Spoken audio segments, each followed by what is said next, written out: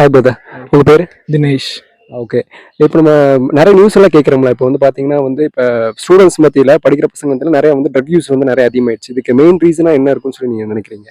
இது ஒரு கல்ச்சர் தாங்க நம்ம சொல்றோம். இப்போ ரீசெண்ட் டேஸ்ல பார்த்தீங்கன்னா ஒரு ட்ரக்கோ இல்லை ஒரு ஆல்கஹால் கன்சப்ஷன் தான் ஒரு கெத்துன்னு நினச்சிக்கிறாங்க பசங்க.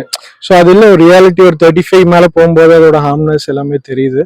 ஸோ அது கொஞ்சம் ஏர்லியராகவே அதெல்லாம் வந்து ஒரு என்டர்டெயின்மெண்ட் கிடையாது, லைஃப்ல ஒன்று நிறைய இருக்கு அச்சீவ் பண்றதுக்குன்னு அந்த ஒரு மென்டாலிட்டி பசங்களுக்கு வரணும் தான் நான் ஃபீல் பண்றேன். இது எப்படி ரீசெண்ட் டைம்ஸ்ல ரொம்ப அதிகமா இருக்குன்னு நினைக்கிறீங்களா? இல்ல முன்னாடி இருந்தே இருக்குது, நமக்கு நம்ம தான் நிறைய பேர் கண்டிக்கலாம், இப்பதான் நிறைய வந்து இப்போ மீடியாஸ்னால வந்து நிறைய வெளியே வருதுன்னு நினைக்கிறேன். நீங்க சொன்ன மாதிரி தான் சோஷியல் மீடியாஸ், ஒரு ரீல்ஸ்னா கூட ஒரு 4 பேர் தண்ணி அடிக்கிற மாதிரி போட்டாதான் நல்லா வைப் ஆகுது.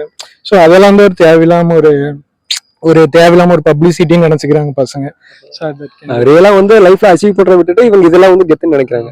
ஓகே. இப்போ நியூ ஒரு கான்செப்ட் வந்திருக்கலாம். இப்போ என்னன்னா வந்து இப்போ வேப்பிங்லாம் சொல்றாங்க, இ சிகரெட்ஸ்னு சொல்றாங்க. இது வந்து நார்மல் ஸ்மோக்கிங்க்கு ஆல்டர்னேட்டிவா சொல்றாங்க.